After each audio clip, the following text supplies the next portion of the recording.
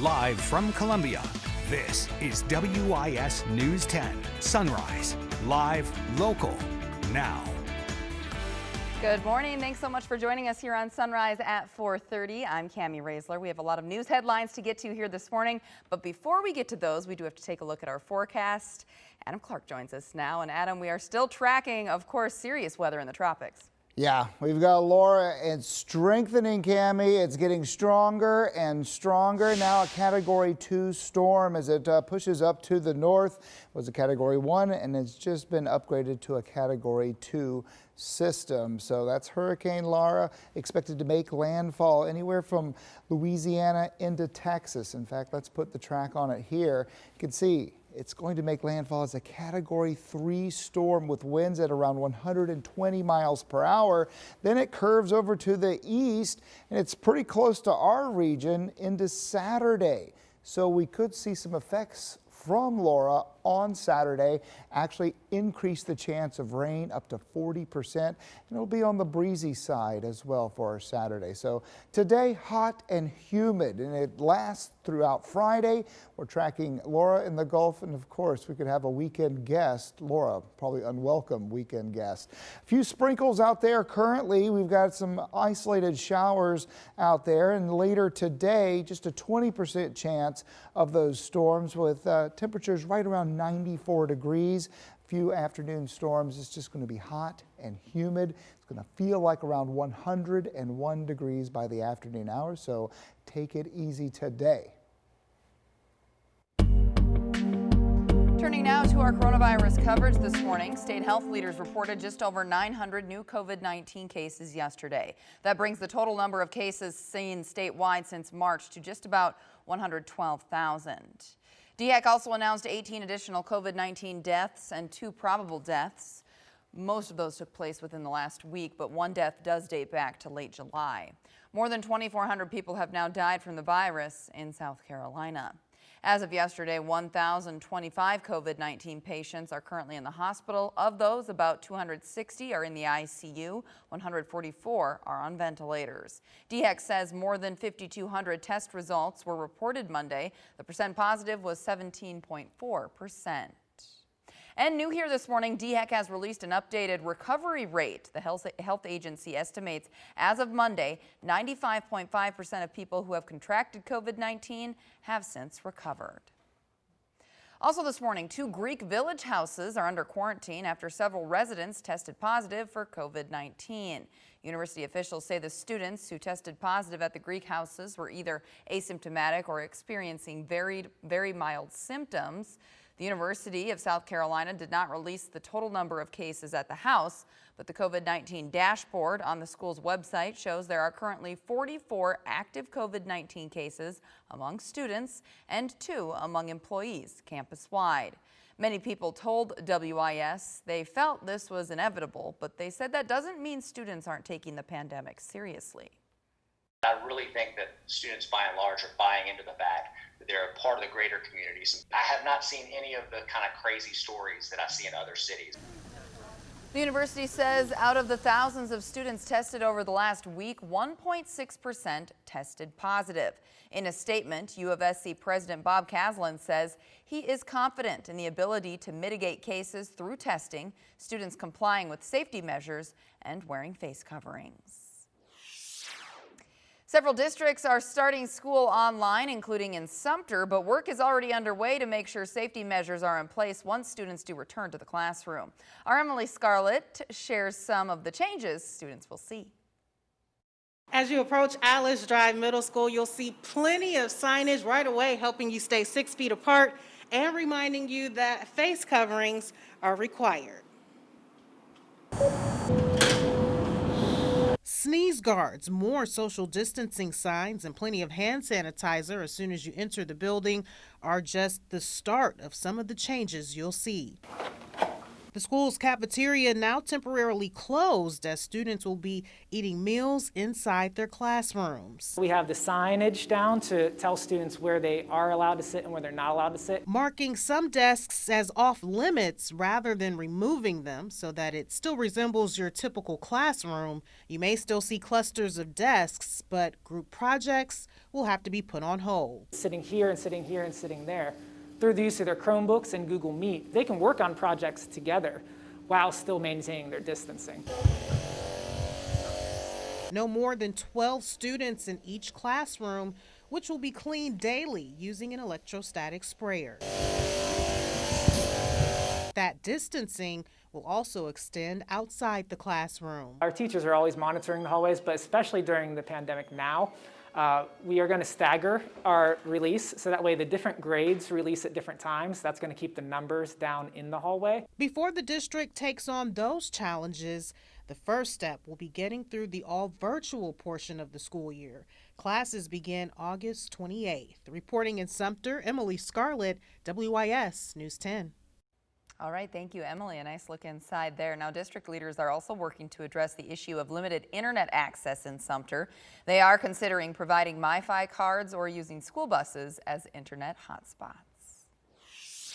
Well, yesterday, the Racial Justice Network called for 17-year-old Joshua Ruffin's case to be reopened. More than 4 months ago, Ruffin was fatally shot during an incident involving a Columbia police officer. Well, in a release, the group and Ruffin's family allege what they say amounts to a cover-up in this case due to the delay in information about the shooting.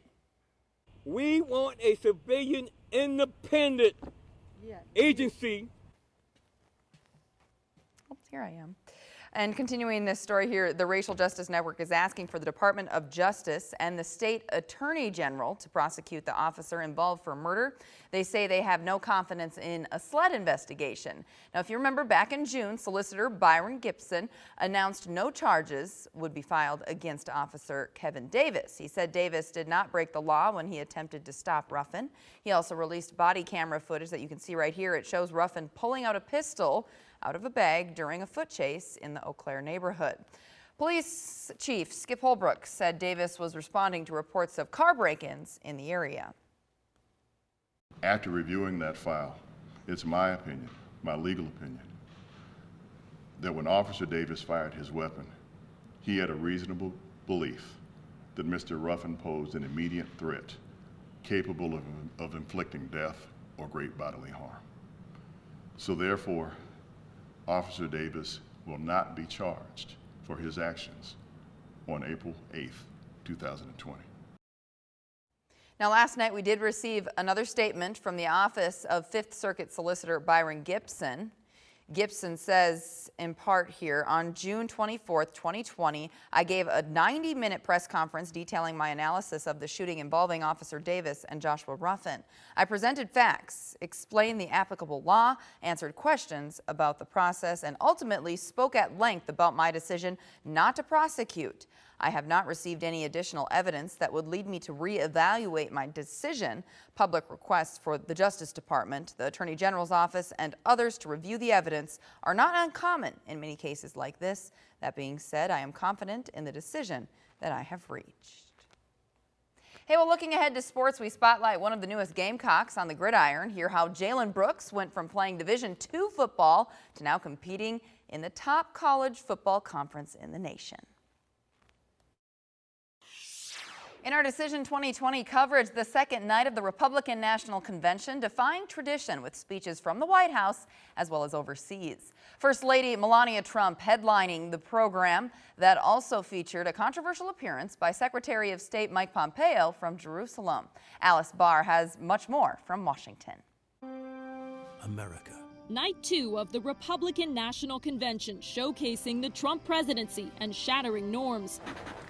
In a display of presidential power, he pardoned a Nevada man who leads a prisoner reentry program. You have done incredible work. Thank you, sir. He also presided over an immigration naturalization ceremony. Secretary of State Mike Pompeo in a break with tradition that prohibits mixing campaign politics and U.S. policy, endorsing President Trump while on an official trip to Jerusalem, where the president delivered on a controversial campaign promise to relocate the U.S. Embassy.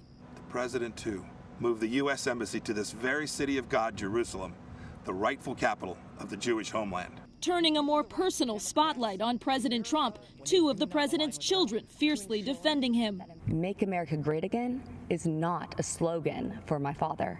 It is what drives him to keep his promise of doing what is right for American citizens.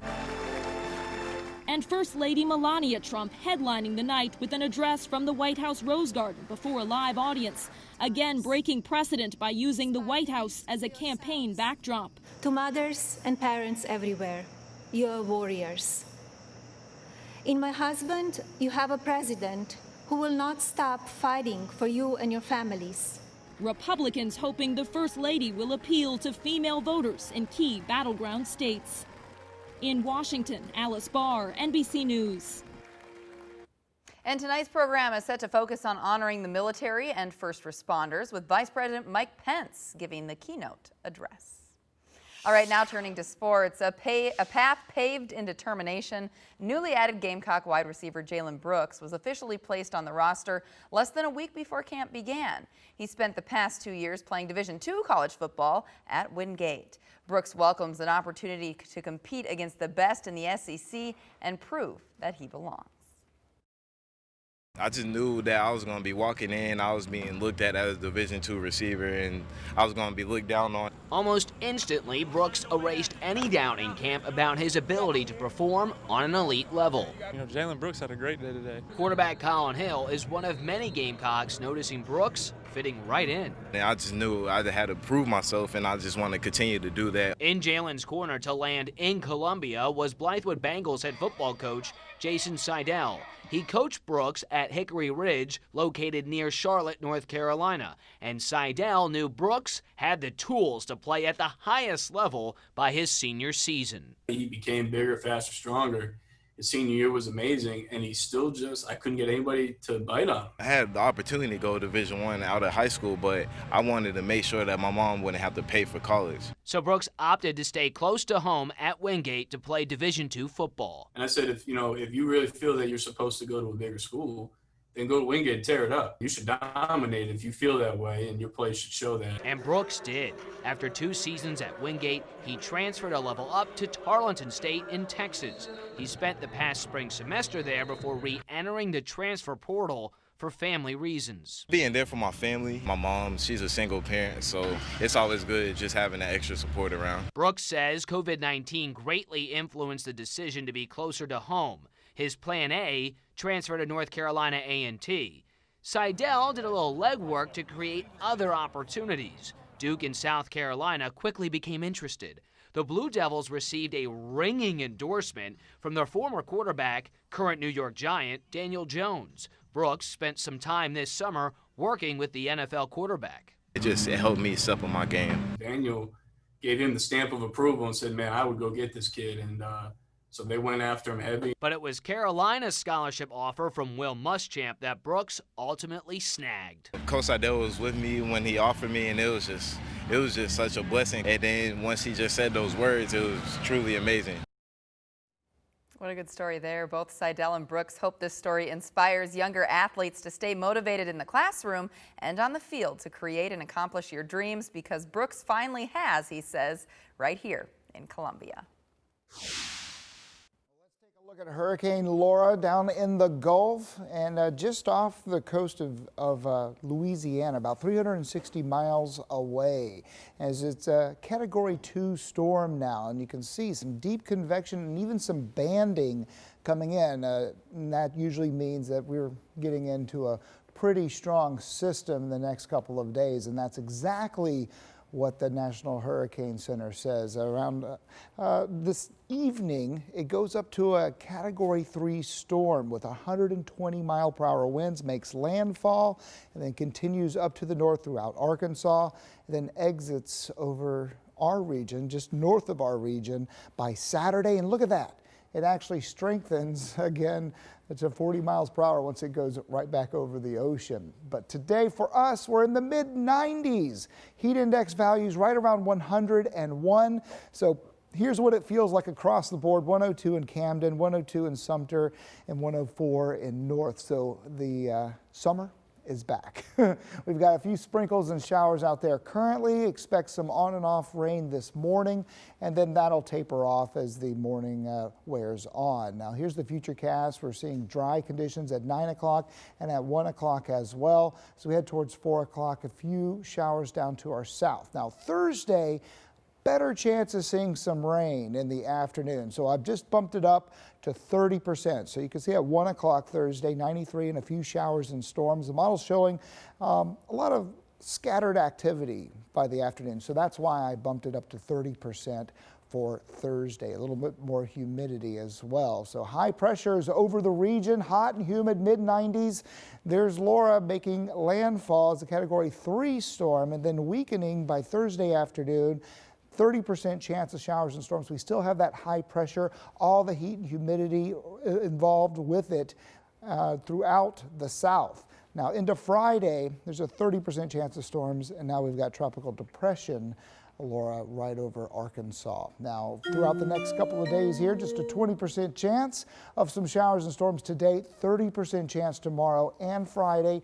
Saturday bumped it up to 40%. Laura's just up to our north, and we've got winds around 15 to 25 miles per hour on Saturday. Sunday, 76 and 91. We stay in the low 90s next week and just have like a 20 to 30% chance of storms pretty much each day. Have a good one. Continuing coverage now, tensions remain high days after the police shooting of Jacob Blake in Wisconsin. The 29-year-old is partially paralyzed, according to his family, after being shot in the back Sunday evening. Behind me, you can see some of the damage left behind in Kenosha following a second night of protests. As Blake remains hospitalized, thousands of others are making sure his story is heard. His family asking for peace instead of violence. John Lawrence reports. Protesters back on the street of Kenosha, Wisconsin. They're demanding action for Jacob Blake, who was hospitalized after getting shot by police at close range. Blake was struck in front of his 3 sons. When you look at that video, that horrific video, where is the humanity? Some damage, including burned out vehicles, major fires, graffiti, and smashed storefronts, is seen throughout the state and elsewhere since Sunday's shooting. If Jacob knew what was going on as far as that goes, the violence and the destruction, he would be very unpleased. Blake, who underwent surgery Tuesday, is partially paralyzed, his family says, possibly for the rest of his life. It is going to take a miracle for Jacob Blake Jr. to ever walk again. As family and friends hope for exactly that, they're calling for peaceful protests. I have beautiful brown skin, but take a look at your hand, and whatever shade it is beautiful as well. I also have been praying, even before this, for the healing of our country. I'm John Lawrence reporting. State, local, and federal officials are all looking into this shooting. 2 police officers have been placed on leave. Now, the Kenosha Professional Police Association is calling on the public to withhold from passing judgment until all the facts are known and released. Coming up on Sunrise, the number of COVID cases are rising in children and teens. What experts say you should watch out for as they return to school. As students in some states head back to in-person school, a recent series of reports show the number of COVID-19 cases in children and teens is climbing. And while it's believed most kids will have mild forms of illness, some might face serious health complications. Sarah Doloff has more. Continued warnings about climbing numbers of COVID cases in children. The CDC says young people ages 17 and under account for more than 7% of infections. And the American Academy of Pediatrics found cases among children went up 21% between August 6th and 20th. This tells us that children do get this disease. And the more we have community spread, the more children are going to get it. While young patients generally have mild illness, some develop severe symptoms or complications, including multisystem inflammatory syndrome in children, or MIS-C. According to the CDC, there are now at least 694 known cases of the condition in 42 states. We know these kids are extremely sick. Dr. Julisse Erdem has treated confirmed and suspected cases at Nationwide Children's Hospital in Ohio. They tend to have really severe abdominal pain, unable to function, and really intense fevers. They may have breathing problems. They may have unusual rashes, redness to the eyes. The rare and potentially deadly syndrome is triggered by exposure to COVID-19 and seems to disproportionately impact Black and Latino children. 8-year-old Jordan Hutchins spent nearly a month in the hospital. And I was worried that I might pass. Now on the mend, he returned to thank healthcare workers. His story, one of a growing number of children impacted by COVID-19. Sarah Dolph, NBC News.